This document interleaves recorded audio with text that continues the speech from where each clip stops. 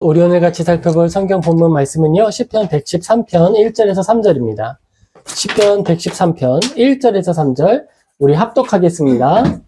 할렐루야, 여호와의 종들아 찬양하라. 여호와의 이름을 찬양하라. 이제부터 영원까지 여호와의 이름을 찬송할지로다. 해 돋는 데에서부터 해 지는 데까지 여호와의 이름이 찬양을 받으시리로다. 아멘. 우리 오늘 본문 말씀은 우리가 잘 아는 말씀입니다. 찬양도 있지요. 해 뜨는 데부터 해 지는 데까지 주 이름 찬양 받으리. 바로 그 시편입니다. 우리 여호와의 종으로 살아가는 사람들이라는 제목으로 우리 113편 1절에서 3절 같이 보겠습니다. 우리는 하나님 나라에 속해서 살아가고 있어요. 하나님 나라를 이루고 맛보며 살아갑니다. 우리가 사는 오늘이 바로 하나님의 나라이고 또 우리의 내일이 하나님의 뜻이 이루어지는 하나님의 나라입니다. 우리는 오늘 시편 113편을 보는데요. 이건요, 하나님을 찬양하는 시편이에요. 우리가 이 시편을 살펴보며 하나님의 마음을 마음에 새기고 또 하나님의 마음이 새겨진 자, 그런 사람들을, 그런 존재들을 도장이라고 표현을 하죠. 도장. 탁 찍으면 우리는 내 마음대로 그림을 그리는 것이 아니라 주인께서 새겨주신 그 모양을 신실하게 동일하게 찍어내는 거예요. 그렇게 하나님의 영광을 찍어내는 그 영광의 도장, 그 도장의 삶을, 기쁨의 삶을 살아가는 모든 성도님 되시길 예수님의 이름으로 축복합니다. 하나님이 우리에게 주신 이 구원은 하나님께서 우리에게 전해주신 당신의 영광이에요. 하나님께서 우리에게 주신 구원이 하나님의 영광이다라고 하는 사실을 기억하시기 바랍니다. 우리가 하나님께 영광을 어떻게 돌리지? 내가 큰 상을 받으면 하나님께 영광이 될까? 내가 노벨 평화상 같은 걸 받으면 하나님께 영광이 될까? 영광이 되죠. 하지만 그보다 더 중요한 것은 하나님이 우리에게 주시고자 했던 영광 그 자체, 그 핵심은 구원이라는 거예요. 내가 너를 사랑해, 네 모습 그대로 사랑해. 네가 가지고 있는 연약함, 내가 아직 죄인 되었을 바로 그때 사랑했고 구원했어. 그래서 내가 너를 변화시켜서 영광의 도장으로, 은혜의 사람으로 만들어가고 있단다. 바로 이것이 하나님이 우리에게 주시는 영광의 핵심이에요. 내가 무엇이 되었기 때문에 하나님의 영광이 되는 것이 아니라 하나님의 구원받은 백성이 되었다라고 하는 바로 그 사실로부터 하나님의 영광이 드러나는 겁니다. 그러면 어때요, 여러분? 이미 영광스럽죠? 영광을 위해서 무언가를 이루어내기 위해서 나를 깎고 고통스러운 길을 가고, 물론 그런 길도 있습니다만 그것이 다가 아니라 이미 영광스럽고 이미 즐겁구나라고 하는 사실을 우리가 기억해야겠다라는 것입니다. 우리는 즐거운 삶을 살아갈 때와 고난의 때를 걸어갈 때 언제나 하나님을 찬양합니다. 그렇죠? 즐거운 날에만 찬양하는 것이 아니라 고난 중에서도 찬양한다라고 하는 거예요. 즐거운 날에는 나에게 기쁨 주신 하나님, 나를 원수로부터 지켜주신 하나님, 우리를 보호하실 뿐만 아니라 공급하시고 기쁨으로 충만케 하시는 하나님을 찬양하고 즐거워하는 거예요. 고난 속에서는 어떻게 찬양할까요? 이 고난 속에서도 나를 멸절시키지 않고 보호하시는 하나님, 고난 속에서도 하나님의 영광을 바라보며 찬양하게 하시는 하나님, 고난 속에서도 슬픔 속에 낙심하지 아니하고 소망을 바라보게 하시는 하나님을 찬양하는 겁니다. 그렇게 우리는 높은 곳에서나 낮은 곳에서나 하나님을 찬양하고 즐거워합니다. 그렇게 우리는 날마다 하나님을 즐거워하는 삶을 살아가는 거예요. 어떤 사람들이 우리에게 질문할 수 있을 겁니다. 인생의 존재 목적, 당신의 존재 목적은 무엇입니까? 라고 묻는다면 우리는 이렇게 답을 하는 것이죠. 우리는 나의 모든 날, 기쁠 때나 슬플 때나 하나님을 영화롭게 하고 또한 하나님을 즐거워하는 것입니다. 그것이 나의 존재의 목적입니다. 라고 이야기합니다. 우리의 존재의 목적은 기쁠 때나 슬플 때나 하나님을 영화롭게 하고 즐거워하는 거예요. 하나님을 영화롭게 한다라는 것은 하나님을 영광스럽게 한다라는 것, 또 나에게 모든 존재를 사용하여 하나님의 영광을 드러내는 일을 영화롭게 한다라고 표현하는 거예요. 하나님의 영광은 이미 충만하십니다. 내가 그 영광을 표현하는 도구가 되는 거예요. 그림판이 화가가 될 수 없죠? 그럼 캔버스가 화가의 영광을 더 드러내는 방법은 무엇일까요? 캔버스가 저항하지 않고 작가가 그리는 그림을 다 담아낼 때, 조금의 틈도 없이 다 담아낼 때, 마지막에 그 사인까지 받아낼 때 그 캔버스는 화가를 영광스럽게 하는 거예요. 그의 영광스러운 모습이 우리 안에 표현되었기 때문이죠. 우리가 그렇습니다. 우리의 존재가 그렇습니다. 이 죄인이 하나님께 구원받았다는 바로 그 사실로부터 우리는 하나님께 영광을 올려드리게 되는 것이고, 내가 오늘 하나님을 기뻐하고 즐거워하는 것을 통해 하나님을 영화롭게 하는 것입니다. 우리가 삶을 바라보며 하나님을 영화롭게 하는 것, 그리고 우리의 존재 목적에 대해서 생각을 했어요. 이런 방식으로 신앙을 생각하고 체계화하면 우리의 삶에 아주 밀접한 신앙 체계를 소유할 수 있습니다. 아주 좋은 일이에요. 그런데 여기에는 한계가 있어요. 뭐냐면 인생의 안목과 사람이 가지고 있는 그 인생의 울타리라고 하는 것에 하나님의 영광이 한정된다는 거예요. 자, 그런데 하나님의 영광은 우리 인생에 아주 적극적으로 또한 직접적으로 개입하시지만 그것 안에 한정되는 분은 아니시죠. 왜냐하면 하나님은 보이는 모든 것을 창조하셨을 뿐만 아니라 보이지 않는 모든 것도 창조하셨기 때문이에요. 그래서 우리는 하나님의 영광을 찬양할 때 창조 그 자체와 영광, 그리고 하나님의 존재로부터 하나님을 찬양하는 거예요. 우리의 인생을 가지고 찬양할 수 있는 것은 피조물의 특권입니다. 우리의 특권이에요. 놀라운 특권이죠. 천사들은 우리처럼 찬양할 수 없어요. 천사들은 오히려 온 땅에, 그리고 보이지 않는 모든 영적 세계에 충만한 하나님은 찬양하고 헤아려 고백할 수 있지만 우리는 그렇게 고백할 거예요. 언제? 죽음 이후에. 하나님을 마주하게 됐을 때, 예수님께서 재림하셨을 때 고백하게 될 거예요. 하지만 인생을 통해 경험하는, 특별히 고난을 통해 경험하는 하나님의 영광, 그 하나님의 영광을 고백하는 일은 오직 인간, 육체를 가지고 있는 이 동안, 살아가 있는 동안에 우리에게만 허락된 특별한 은혜입니다. 아주 특별한 영광이에요. 그 시간을 우리가 살아가고 있는 것입니다. 그리고 우리가 오늘 살펴본 시편 113편은 살아계신 하나님의 영광, 해 돋는 데부터 해 지는 데까지의 모든 영광을 고백한다라는 것에서 특징이 있는 거예요. 우리는 프랑스에 살고 있어요. 그래서 해 돋는 곳에서부터 해 지는 곳까지라고 하는 이해를 조금 더 잘하고 있죠. 한국에서부터 프랑스까지 주 이름 찬양하리라. 그렇게 되는 거죠. 미국에 있는 분들은 조금 더 잘할 수 있을 거예요. 12시간 차이가 나면 해가 지면 해가 뜨고 온 지구가, 온 열방이 하나님을 찬양해야 한다. 찬양을 받기에 합당하신 하나님이시다라는 것이죠. 하나님 나라, 하나님을 찬양한다. 시편 113편에 나타나는 하나님을 찬양합니다라고 하는 이 표현은 우주적인 표현이에요. 인간 한 사람이 한 땅에 소속되어서 나의 오늘 동안 하나님을 찬양하는 것이 아니라 모든 존재, 이 지구에 있는 모든 피조물들이, 온 우주적인 존재들이 해가 뜨는 곳에서부터 지는 곳까지 하나님을 찬양한다라는 거예요. 와, 어떻게 이런 표현을 했을지 대단한 것 같아요.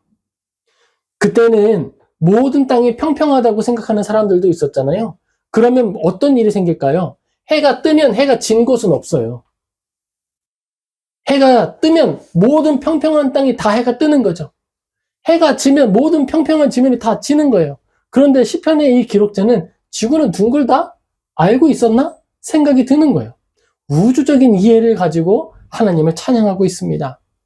하나님은 이 존재를 초월하시고 또 무엇을 초월하실까요? 시간을 초월하는 분이세요. 오늘 나에게만 얽매이시고 나의 사건에 얽매이시고 내가 이 일을 할까 말까, 이 일을 하면 하나님을 즐거워하실까 슬퍼하실까, 여기에 얽매이는 것이 아니라 사건을 초월하시고 시간을 초월하시고 역사를 초월하시고 온 열방 가운데, 온 우주 가운데 존재하시며 일하시는 거예요. 사람들이 상상하는 사람들 중에 어떤 사람은 탁 손을 치는 것만으로 모든 존재의 절반을 지우기도 하잖아요. 하나님은 그보다 더 전능하신 것이죠. 빛이 있으라 그 한마디에 모든 것을 창조하시는 놀라운 하나님이십니다. 우리는 하나님을 찬양할 때 하나님의 영광을 이렇게 함축적으로 표현하는 단어를 사용해서 하나님께 영광 올려드릴 수 있습니다. 어떤 단어를 사용하면 좋을까요? 적합한 단어 뭐가 있을까요? 하나님, 나라라고 하는 단어를 제가 여러분께 추천합니다. 이 하나님 나라라고 하는 것은요, 하나님의 영광, 하나님께서 다스리신다, 그 통치, 하나님께서 우리를 주관하신다라고 하는 주권, 그리고 하나님이 주인 되신다라고 하는 모든 영광을 함축해서 담고 있어요. 그리고 이 하나님 나라, 이 단어는요, 또한 네 가지의 이 계층을 가지고 생각해 볼 수가 있습니다. 우리는 오늘 이 하나님 나라라고 하는 단어를 조금 더 깊이 있게 살펴보려고 해요. 그래서 우리가 하나님을 찬양할 때 하나님을 어떻게 찬양할까? 어떤 단어로 찬양할까? 그리고 단어를 사용하더라도 그 깊이의 레벨을 어느 정도로 설정해서 사용하게 될지. 어린아이가 말하는 와, 깊도다라고 하는 표현과 우리가 인생의 끝에서 고백하는 와, 깊도다라고 하는 표현은 같은 단어지만 다를 거예요. 우리가 이처럼 하나님을 찬양하는 단어의 깊이를 조금 더 깊게 갖추어가는 모든 성도님 되시길 예수님의 이름으로 축복합니다. 하나님 나라라고 하는 것을 어떻게 생각할 수 있을까요? 먼저는요, 우리가 익숙하게 이해하는 개념입니다. 죽음 이후에 우리가 속할 나라. 죽음 이후에 가는 나라. 그리고 두 번째는요, 지성을 가진 피조물로서 범위를 한정해서 하나님의 심판, 악인에게는 심판이 드러나고 의인에게는 공의로운 위로가 드러나는 하나님의 나라.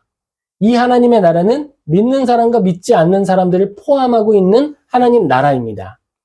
악인들에게는 하나님이 정의를 실행하셔서 심판하는 것으로 당신의 주권을 드러내시고, 선한 이들에게는 위로하시고 궁핍한 자들에게는 하나님의 채우심을 경험하게 하심으로써 하나님 나라, 하나님의 통치를 경험하게 하시는 것이죠. 인과응보라고 하는 단어로 표현할 수 있는 것입니다. 하나님의 도덕 통치가 이루어지고 있는 세계입니다. 세 번째는요, 지성을 가진 피조물들 중에서 하나님의 통치 아래 놓인 성도들의 모임입니다. 그리고 마지막에는요, 모든 피조 세계를 말하는 거예요. 하나님 나라를 구성하고 있는 이 각 영역에 대해서 우리는 조금 다른 태도를 가지고 살아가는 거예요. 그 영역, 네 가지 하나님 나라를 바라볼 때 우리는 마치 빛은 하나이지만 프리즘을 통과하고 났을 때 7가지 빛깔이 나는 것처럼 하나님 나라는 하나이지만 인생이라고 하는 우리의 빛이 통과할 때 4가지의 효과, 그 빛의 스펙트럼을 나타낸다라는 것입니다. 먼저 죽음을 지나 우리가 속하게 될 하나님 나라를 바라볼 때에는 우리가 어떻게 바라보게 될까요? 먼저 그 하나님 나라 자체를 생각을 해보죠. 죽음을 지나가는 하나님 나라, 그것은 영원한 것인가?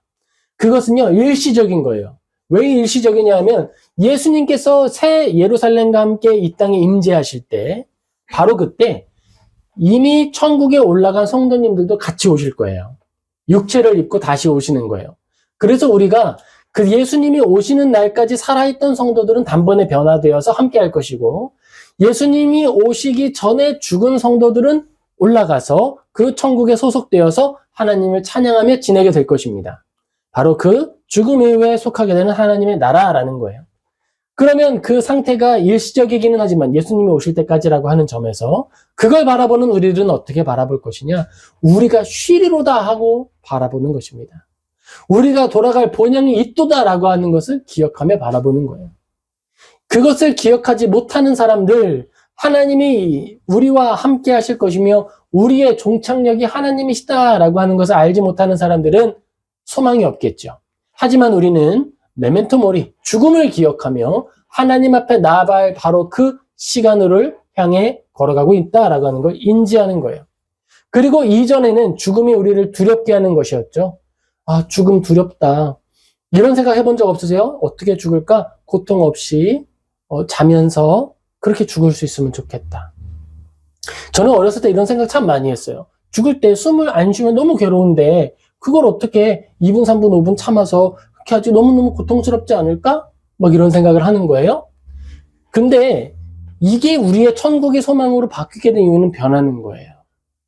예전에는 죽음이 우리를 두렵게 하는 것이었다면 이제는 아닙니다. 이제는 뱃사공이 되는 거예요. 이 표현은 사실 철로역정에서 존 버년이 사용한 표현이에요.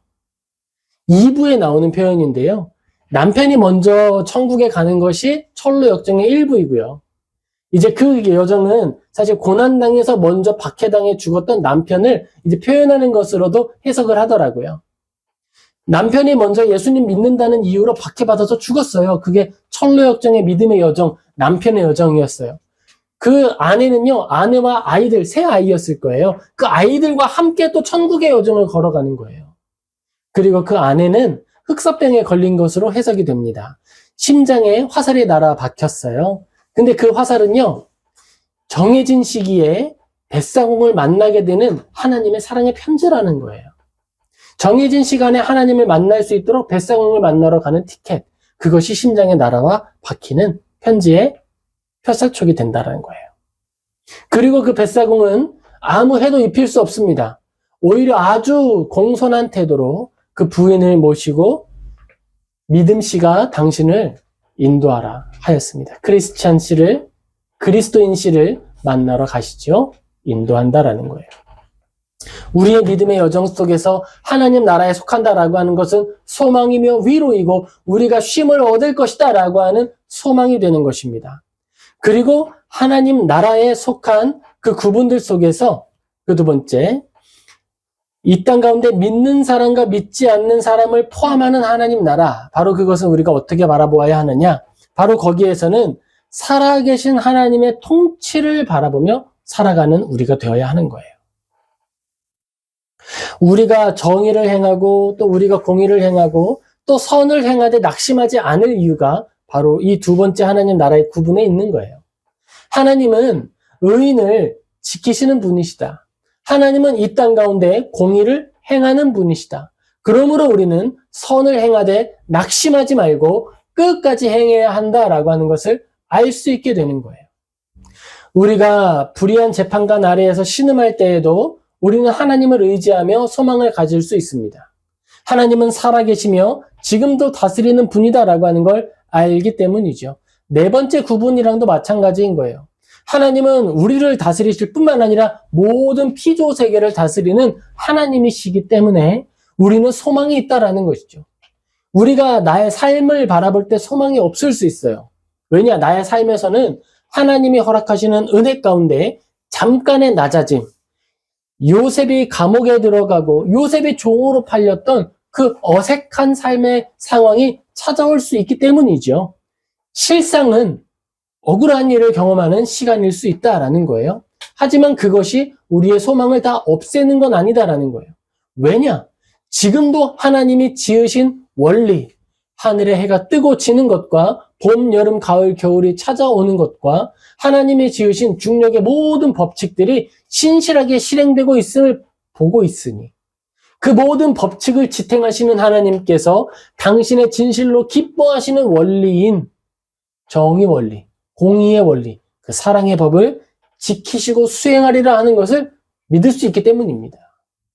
그래서 우리는 한 번 더 신뢰하고 사랑을 행하되 낙심하지 않을 수 있다라는 거예요. 그것이 바로 하나님 나라를 바라보는 우리의 태도가 되는 것입니다. 아, 그래. 우리는 천국에 가는 것이기 때문에 소망을 가질 수 있고 우리의 상황이 조금 나의 예상과 다르다 하더라도 감사할 것은 모든 통치가 지금도 이루어지고 있음을 믿기 때문이다라고 고백하게 되는 것이죠. 그리고 세 번째 구분, 교회. 하나님의 통치를 받는 사람들의 모임, 순수한 의미에서의 하나님 나라입니다. 이 하나님 나라는 특수성이 있어요. 영원하다라는 거예요. 그리고 이 하나님 나라는요, 지금 이 땅 가운데 우리가 누리고 있는데 결국에는 이미 죽어서 하나님과 함께 있는 하늘에 있는 하나님의 나라와 사람들과 함께 묶여서 그 자리를 지키게 될 거예요. 사실 처음에 구별한 하나님의 나라, 죽음 이후에 가는 하나님의 나라와 교회로 불리는 하나님의 나라는 하나예요. 보이지 않는 교회라는 이름으로 죽음 이후에 하나님과 함께하고 있는 성도님들의 모임이 있고 보이는 교회라는 이름으로 오늘 부름받은 모든 성도들이 포함되는 것입니다. 그런데 또 놀라운 관점이 있어요. 이 보이는 교회라고 했을 때에는요, 네 교회, 내 교회가 없다는 거예요. 보이는 교회는 하나의 교회예요.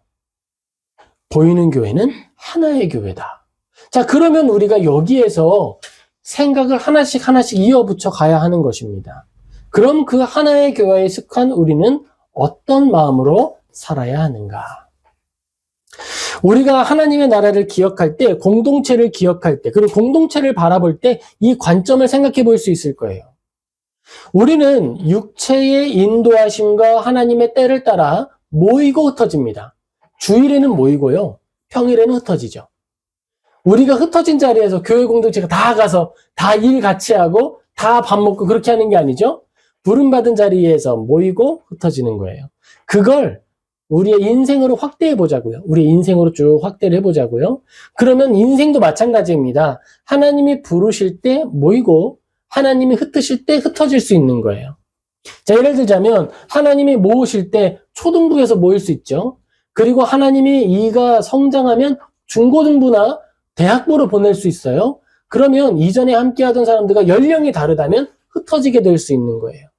그것은 나의 육체의 때를 따라 하나님의 인도하심을 따라 모이고 흩어지는 하나의 형태가 될 수 있는 겁니다. 이처럼 교회도 마찬가지죠. 내가 살고 있는 삶의 자리를 하나님이 옮기실 수 있어요. 그때 우리는 하나님을 우리를 모으시기도 하고 흩으실 수도 있다라고 하는 이해를 가지고 살아가는 거예요. 우리가 하나의 교회에 속했다라고 하는 것을 잊지 않고 기꺼이 품어주고 또 축복하여 올려보내줄 수 있는 것이죠. 초등부를 맡고 있는 사람이 이제 중학교로 올라간다고 배신자다, 조직을 떠난다, 그렇게 생각하면 이상한 거예요. 어색한 표현이 되는 거죠. 그건 어색한 일입니다. 조직폭력회에서는 나갈 때 이렇게 말하죠. 들어올 때는 자유였지만 나갈 때는 자유가 아니야. 뭐 하나 두고 가. 뭐 이렇게 표현을 한단 말이에요. 네, 그런 거 아니죠. 올 때도 축복하고 갈 때도 축복하는 것이 하나님 나라 공동체의 특징이 되는 거예요. 자, 그럼 여기에서 전도를 생각하면 어떻게 될까요? 여기에서 전도를 생각하면 정직하게 말하자면 우리 교회를 채우는 것이 전도가 아닌 거예요. 왜냐? 교회는 모든 곳이 복음이 전파되는 곳이 교회이기 때문이에요. 여기에 단서가 하나 붙습니다. 건강한 진리가 선포되어야 한다. 삼위일체 하나님과 성령 하나님의 인도하심과 교회에 대한 정당한 이해, 그리고 이 성도가 새신자로부터 장로와 권사, 성숙한 성도가 되기까지의 모든 여정을 교회가 책임질 수 있을 만큼의 역량이 되어야 한다라는 것이 필요한 거죠. 그리고 이 일을 위해서 필요한 것은 훈련받은 사역자라고 하는 존재가 그래서 요구되는 거예요. 요청되는 거예요. 어떤 사람이 나는 초등부가 좋습니다 라고 해서 초등부에 계속 학생으로 남아있는다. 그러면 쉽지 않은 일이 될 수 있죠. 그 또한 건전하지 않을 수 있는 거예요. 때를 따라서 나에게 주어진 역량과 능력, 성숙함을 따라서 조금씩 발전해 나가야 하는 거예요. 언제나 초등생처럼 우리 그래서 예배는 언제 끝나고 예배 끝난 다음에 떡볶이는 언제 먹을 거예요? 유치원생이나 초등부가 하면 너무 좋은 일이에요. 중학생, 고등학생까지 이렇게 말하고 교회 나오면 너무 좋을 거야. 난 진짜 행복할 것 같아. 근데 이제 권사님이 예배를 드리고 예배 잘 드렸죠? 나 안 떠드렸죠? 그러니까 떡볶이 주세요. 이러면 물론 드릴 수 있고 드릴 마음이 있고 기쁨으로 드릴 거예요. 근데 쉽지 않을 것 같아요. 그렇죠? 각자의 역량과 역할이 있다라는 것입니다. 모두 똑같다 그래서 모두 다 초등생처럼 될 수가 없는 것이고 모두 똑같다 그래서 모두 은혜가 충만한 권사님처럼 될 수는 없는 거예요. 우리가 가지고 있는 모습과 자리를 따라서 각자의 역할을 감당하고 하나님의 인도하심을 따라서 모이고 흩어지기를 자연스럽게 해야 하는 것입니다. 제가 온누리교회를 참 다시 보게 된 계기가 있었어요. 그것은 7년 이야기를 들었기 때문입니다. 7년 온누리교회에서 열심히 배우고 그리고 다른 교회에 가서 7년 섬기라는 거예요. 배운 후에는 섬겨야 한다라는 이야기를 듣고 전한다라고 하는 걸 성도님을 통해 들었어요. 그래서 개척교회를 섬기기도 하고 수고하고 있다는 이야기를 들었습니다. 바로 그거예요. 공교회의 이해를 갖는 것. 비록 이것이 어떤 이들에게는 오해가 되기도 하고 또 문제가 되어서 여러 가지 어려움이 있을 수 있겠죠. 우리는 퍼주는데 상대방이 받기만 한다 그러면 손해보는 것 아닌가 생각할 수 있겠죠. 여러분 아니에요. 교회는 그런 것이 아닙니다. 누구는 퍼주기만 하고 누구는 받기만 한다. 우리가 그런 존재예요. 우리가 교회에 속한 성도가 우리들이 예수님께 받기만 하지 않습니까? 우리가 무엇을 드려서 예수님께 더 영광을 채워드리고 우리가 무엇을 더 드리겠습니까? 할 수 있는 것은 받은 바 감사를 표현하는 찬양과 영광을 돌리는 것이잖아요. 마찬가지로 그 모습이 우리 주위 이웃에게 주어지는 거예요. 저들은 블랙홀 같아요. 퍼주긴 퍼주는데 어디로 갔는지 흔적도 없습니다. 이렇게 생각하면 돼요. 그릇이 커서 그렇다. 이 강물이 그릇에 담겨야 되는데 이 그릇이 너무 크니까 아무리 부어도 차오르지 않는 것 같이 느껴져요. 하지만 기대하십시오, 여러분. 하나님의 은혜와 영광은 충만함은 끝이 없어서 끊임없이 부어질 것이고 그의 잔이 다 채워져서 흘러넘치기 시작할 때, 그 범람하기 시작할 때, 그냥 충만하여서 넘치는 졸졸졸이 아니라 바로 그 잔이 넘칠 때에는 범람이라는 표현을 써야 하는 거예요. 우리의 존재가 그렇습니다. 기대하세요, 여러분. 나는 왜 이렇게 연약할까? 나는 왜 섬김을 받아야만 할까? 나는 언제까지 도움이 필요로만 하는 이렇게 도움을 받아야만 하는 사람인 걸까? 여러분 낙심하지 마세요. 여러분의 그릇이 커서 그런 거예요. 그리고 기대하세요. 나를 범람시키실 하나님, 나를 넘쳐 흐르게 하실 하나님을 기대하시기 바랍니다. 그리고 그때 우리는 마땅히 우리 주위에 있는 큰 그릇을 가진 존재들을 채우고 또 채우고 채워주기를 힘써야 하는 것이죠. 그리고 내 것을 비워서 채우는 것이 아니라 나에게 흘러넘치는 것을 채워야 하는 것이에요. 그래야 우리가 기갈되지 않습니다. 기갈되지 않는 유일한 방법은 흘러넘쳐 범람하는 것으로 이웃을 채우는 것입니다. 하나님의 영광은 그렇게 드러납니다. 그렇게 드러나는 거예요. 포기하는 거예요. 나의 것을 주장하지 않는 거예요. 전도하되 이 교회에 꼭 와라가 아니라 예수님을 전하는 거예요. 그것이 전도입니다. 진정한 전도는 예수 그리스도를 소개하는 거예요.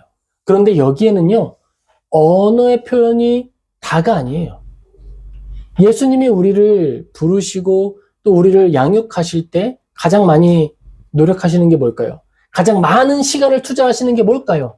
우리의 뒤편에 서 계시는 거예요. 그리고 가끔 어깨에 두드리십니다. 나 여기 있어. 힘들었지? 나를 봐. 나 여기 있었어. 나 너 떠난 적 없어. 이제 손잡고 같이 걸을까? 예수님이 우리의 인생 가운데 가장 많은 시간을 투자하시고 가장 많이 우리에게 보여주시는 모습이 바로 그 모습이에요. 끊임없이 채워주시고 끊임없이 우리를 부어주시는 거예요. 우리의 그릇이 크기 때문에 범람시키시려고 같이 있어주시는 것을 통하여서 보여주시는 거예요. 사랑을 알려주시는 거예요. 우리가 복음 전한다라고 할 때 바로 그거예요. 우리가 회개하는 모습, 돌이키는 모습, 다시 사랑하는 모습, 그걸 통해 예수님이 드러나는 거예요. 범람하면 물어보겠죠. 어떻게 그럴 수 있어? 예수님의 사랑을 받아서 그래. 너도 예수님 믿어. 우리 교회 나오는 거? 나오지 마. 불편해. 딴 교회 가. 하지만 네가 만약 원한다면 나와도 괜찮지. 그 정도의 여유는 가지고 있자고요, 우리가. 살아계신 하나님을 믿는 우리들이잖아요. 자부심이 있고 자신감이 있잖아요. 그리고 제가 아무리 생각을 해봐도 복음 전파와 전도와 우리 교회의 부흥을 아무리 정직하게 생각을 해봐도 이것 이상의 답이 없어요. 이거예요, 이거. 우리가 범람하지 않으면 그러면 되는 거예요. 우리는 아직 채워져야 하는 그릇인 거예요. 하나님 앞에 나아가면 되는 거예요. 우리는 하나님 앞에서 성장해 가고 있습니다. 성장해 가고 있어요. 우리 집에는요, 아보카도를 키우고 있어요. 아보카도 씨앗을 물에 담가 놨어요. 근데 1년 동안 변화가 없었어요. 저는 이 아보카도를 버릴까라는 생각을 한 365번 정도 한 것 같아요. 그랬는데 왜 안 버렸을까요? 아보카도를 준비해서 물에 담가 놓은 노력이 있잖아요. 그 기대가 있잖아요. 그걸 꺾고 싶지 않은 거예요. 그래서 365번을 기다렸어요. 그랬더니 그 1년 후부터 뿌리가 자라는데 성장이 멈추질 않는 거예요. 감당할 수가 없더라고요. 슉 하고 올라가는데 엄청 빠르게 성장하는 모습을 봤습니다. 그리고 죽지 않아요. 놀랍죠? 죽지 않아요. 죽은 듯 보였던 그 씨앗은 기다리고 있었던 거예요. 씨앗의 자라날 시기를. 우리도 그렇습니다. 우리야말로 인간 아보카도죠. 우리에게 언제 복음의 씨앗이 뿌리를 내리고 언제 그 잎사귀를 보여줄 것인가 잘 보이지 않을 수 있어요. 여러분 괜찮아요. 하나님은 우리를 은혜에 담가두시고 기다리십니다. 푹 담가서 기다리세요. 그리고 실망하지 않고 저는 연약하고 부족해서 이걸 건져내 마라 고민했지만 하나님은 고민하지 않으세요. 담가두세요. 너 충만하도록 영양을 머금도록 이제 너의 안에 은혜가 범람하기를 내가 기대하노라. 하나님이 말씀하시는 거예요. 하나님께서 우리를 불러주시고 하나님이 우리를 인도하시며 당신의 충만함으로 우리를 채워주십니다. 그렇게 해 뜨는 데부터 해 지는 데까지 복음이 흘러가는 거예요. 이 표현을 우리가 인생으로 적용하면 어떨까요? 해 뜨는 데부터 해 지는 데까지. 우리의 인생이라면 어떨까요? 시적으로 표현하면 우리의 인생이 시작하는 그 해가 떠오르는 시기로부터 이제 우리는 어디쯤 지나가고 있을까요? 정오 되었습니까? 정오쯤을 다가가고 있는지 모르겠어요. 그리고 해지는 순간까지, 인생의 마지막까지 주의 이름을 찬양하리라. 지구적, 온 우주적 의미에서의 해 뜨는 데부터 해 지는 데까지 우리는 하나님을 찬양할 것이고 그렇게 충만하신 하나님을 영광 돌려 높일 것입니다. 그리고 우리의 인생에 해 뜨는 데부터 해 지는 데까지 우리는 하나님을 높이고 하나님을 찬양할 것입니다. 여호와의 종이기 때문에 그렇습니다. 여호와의 종이라는 사실을 기억하시기 바랍니다. 그러면 우리가 이제 이 교회라고 하는 관점을 조금 더 하나님의 나라라고 하는 관점을 확대해서 믿지 않는 사람과 믿는 사람이 함께 살고 있는 하나님 나라를 생각해 보겠습니다. 교회 안에서는 그렇다라고 하는 걸 말씀드렸죠. 범람이라고 하는 키워드가 있다라는 거예요.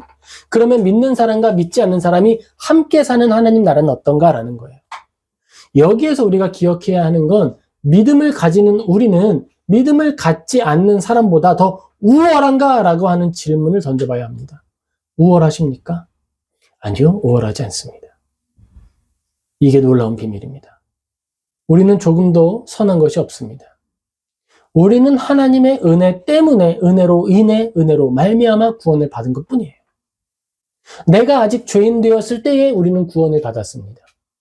본질상 우리는 교회 밖에 있는 모든 영혼들과 동등한 죄인이에요. 하나님의 의롭게 하시는 그 은혜가 우리 안에 있어서 우리는 변화의 과정을 겪고 있는 것입니다. 그것을 성화라고 하는 거예요.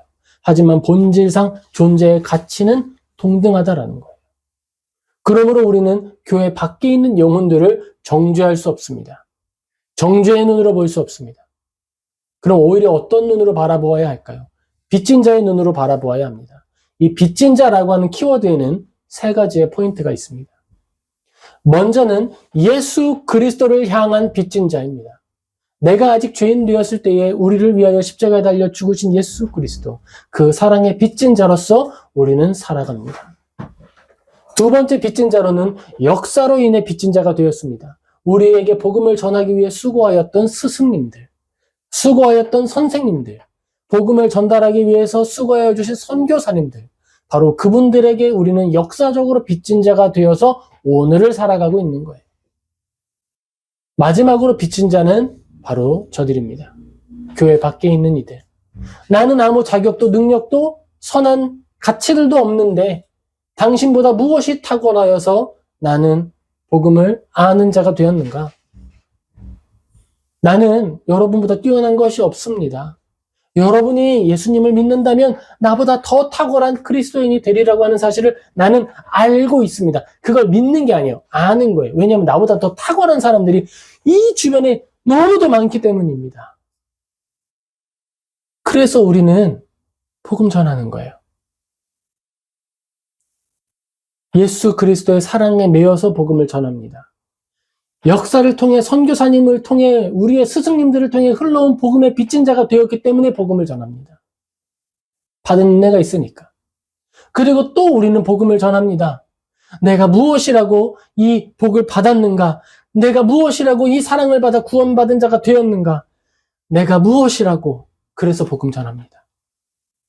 빚진 자의 마음이 되어서 전하는 거예요. 누가복음 7장 47절 48절입니다. 우리 같이 읽겠습니다. 이러므로 내가 내게 말하노니 그의 많은 죄가 사해졌도다. 이는 그의 사랑함이 많음이라. 사함을 받은 일이 적은 자는 적게 사랑하느니라. 이에 여자에게 이르시되 내 죄 사함을 받았느니라 하시니. 아멘. 우리는 복음을 전할 때 누구에게 잘 보이려고 뭘 더 해보려고 그렇게 복음 전하는 것이 아니라 빚진 자의 마음이 되어서 복음을 전하는 거예요. 내가 죄인인데, 내가 죄 사함을 받았는데 많은 죄를 사함 받았기 때문에 복음을 전하는 거예요. 많은 죄 사함을 받은 자가 더 많이 사랑한다라고 하는 것이 우리가 복음의 열정을 갖는 원동력입니다. 내가 아직 복음 전할 마음이 없어요? 괜찮아요. 아보카도인 거예요. 은혜에 잠겨서 아직 범람하지 않은 것이고 범람의 때를 기다리면 되는 것입니다. 빚진 자의 세 가지 측면을 우리가 기억하고 묵상하며 내가 예수 그리스도께 받은 사랑을 묵상하고 역사를 통해 스승님들을 통해 받았던 사랑을 묵상하고 우리가 이웃된 자들과 조금 더 나은 것이 없다라고 하는 사실을 이해하게 되는 순간 알게 되는 거예요. 뿌리를 내리게 되는 것이고 잎사귀가 돋아나게 되는 거예요. 나에게 범람한 그 사랑은 이웃을 충만히 채울 뿐만 아니라 역사 위에, 시대 위에, 이 모든 지구 위에 범람하는 사랑이 되는 것입니다. 우리는 그런 큰 나무로 성장하게 될 거예요. 그리고 지금도 성장하고 있습니다. 이웃을 우리 교회에 채운다는 생각을 가질 필요는 없어요. 우리가 드러내는 것은 예수님이면 되는 것입니다. 이웃을 하나님 앞에 세울 수 있도록 기도하시기 바랍니다. 이웃을 하나님 앞에 세우는 거예요. 나를 통해 용서하는 하나님의 모습이 드러날 수 있지요. 우리는 작은 예수로서 살아가는 존재이기 때문에 그렇습니다. 작은 예수 그러면 저는 굉장히 거부감이 있었어요. 저거 이단 아니야? 라고 하는 생각까지 심지어 들었어요. 작은 예수라는 표현을 어떻게 감히 쓸 수 있어? 근데 어느 날 예수님이 찾아오셔서 이렇게 이야기하시는 거죠. 내가 너를 사랑한다는데 네가 뭔데 거절하냐? 근데 그 말이 맞지 않습니까? 예수님이 찾아오셔서 나를 사랑하신다는데 내가 무엇이라고 그걸 거절하겠습니까? 내가 너한테 작은 예수라는 이름을 붙여주겠다는데 어떻게 네가 그걸 거절할 수 있겠느냐? 왕이 말씀하시는데, 하나님 나라의 주인이 말씀하시는데 왕의 백성이 어떻게 거절할 수 있을까요? 너 나의 칙사가 되어서 가서 전해라. 나의 공문을 가지고 전하는 자가 되어라. 나의 대언자가 되어라. 예수님이 명령하시고 말씀하셨는데 어떤 존재가 그걸 거절할 수 있는 권한을 가지고 있을 수 있겠습니까? 우리 같이 읽어볼까요? 골로새서 1장 24절입니다. 나는 이제 너희를 위하여 받는 괴로움을 기뻐하고 그리스도의 남은 고난을 그의 몸된 교회를 위하여 내 육체에 채우노라. 아멘. 빚진 자의 삶을 살아가겠노라 라고 하는 바울의 고백입니다. 예수님의 남은 고난이다 라고 하는 것은 사실 우리가 감당하는 복음 전하는 자리, 예수님을 드러내는 자리는 예수님이 직접 하시는 자리였던 거예요. 그런데 그 자리를 우리에게 위탁하신 거예요. 여러분이 살고 있는 삶의 자리에 제가 갈 수가 없어요. 그건 어색한 일이 되기 때문이죠. 제가 거기에 간다고 해도 뭘 할 수가 없어요. 제가 이렇게 일을 열심히 하면 할수록 짐이 되는 거예요.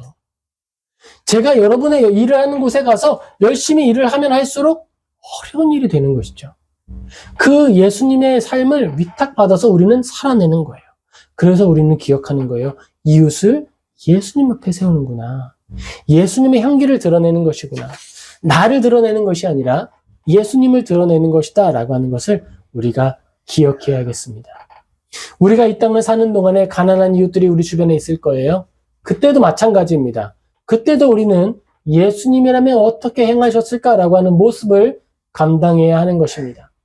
먼저는 구조화된 선을 세우기 위하여서 우리 협력해야 합니다. 저들이 계속 착취당하고 고통당하지 않을 수 있도록 우리가 노력해야 하는 거예요. 노동조합을 만드는 것이나 사람들을 위해서 여러 가지 울타리의 법을 만드는 것이 여기에 해당할 수 있겠죠. 어떤 사람들은 직접적이고 즉각적으로 돕는 일을 할 수 있을 거예요. 음식을 만들어서 전달할 수도 있을 것이고요. 아프리카에 있는 사람들에게는 음식 스틱이 있다 하더라고요. 많은 음식을 갑자기 먹으면 탈이 나고 죽을 수도 있대요. 영양실조에 있는 친구들은. 그래서 영양바를 주면 그걸 잘라서 물에 개서 희석해서 먹으면 충분히 또 살 수 있다 하더라고요. 그렇게 직접적인 구호 활동을 할 수도 있을 거예요. 그렇게 우리는 각자의 역량과 능력, 상상하는 모든 힘을 발휘하여서 살아내는 거예요. 이것은 잘했고 저것은 못했다가 아니라 다 필요한 거예요. 입체적으로 필요한 거예요. 그 일을 감당하는 작은 예수가 되는 거예요. 그렇게 하면서 아프리카에 있는 사람들, 도움이 필요한 사람들, 난민들을 도우면서 교회 나오라고 채찍질 하겠습니까? 이거 주면서 이거 받으려면 교회 나와야 되라고 말하겠습니까? 그건 사랑이 아니지요. 믿기지요. 그게 아니에요.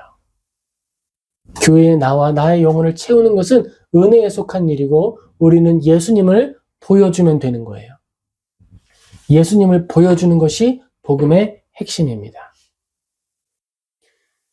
우리는 인생을 살아가고 있어요. 몇 년 살까요? 90년 정도 살지 않을까요? 100년 정도 살 수도 있겠죠. 어떤 부분들은 이분보다 좀 짧을 수도 있을 거예요. 그러면 이 시간을 한번 생각해 봅시다. 그러면 100년을 산다 그러면 100년 전체를 예수님을 전하는 일에 쓸 수 있을까요? 쉽지 않습니다. 처음 최소한 30년은 준비하는 시간, 육체와 정신, 이 지성이 성숙하는 시간을 가지게 되겠죠. 그 시간이 30년이에요. 그러면 90년 산다 그러면 이제 60년 남았죠. 그럼 그 60년 전체가 쓸 수 있느냐? 아니요. 자리를 잡아야죠. 나에게 부름받은 자리를 확인해야죠. 한 5년 정도가 필요할 수 있을 겁니다. 그러면 어떻게 될까요? 길면 30년에서 40년을 하나님의 영광을 드러내고 예수님의 모습을 드러내는 일에 쓸 수 있는 거예요. 우리의 인생 가운데 하지만 마지막 30년은 어떨까요? 마지막 30년은요. 내 육체를 돌보는 일에 써야 할 수 있어요. 내 몸 하나 건사하기 쉽지 않은 일이 될 수 있다는 것입니다. 그렇게 보면 우리가 예수님을 드러낸다, 범람하는 사랑을 흘려보낸다라고 하는 건 짧은 시간밖에 되지는 않는 거예요. 우리가 어떻게 서로 사랑하고 어떻게 복음을 전해야 하겠습니까? 어떤 모습으로 해 뜨는 데부터 해지는 데까지 여호와의 종으로서 살아가시겠습니까? 우리가 그 일을 위하여 생각하고 힘쓰는 모든 성도님 되시길 예수님의 이름으로 축복합니다. 우리 이 교훈을 마음에 새기면서 몇 가지를 마음에 새겼으면 좋겠습니다. 먼저 우리가 기억해야 할 것은요. 우리는 하나님 나라에 속한 백성이다라는 것입니다. 우리가 하나님을 위해서 쓸 수 있는 시간이 그리 길지 않을 수도 있어요, 여러분. 어떻게 쓰는 게 좋을지는 우리에게 맡겨진 일입니다. 그 일을 하나님을 위해 기쁘고 즐겁게 사용하는 모든 성도는 되시길 예수님의 이름으로 축복합니다. 둘째로 우리가 기억해야 할 것은요. 예수님의 남은 섬김을 채우는 작은 예수로 우리가 부름받았다라고 하는 사실을 기억하자라는 것입니다.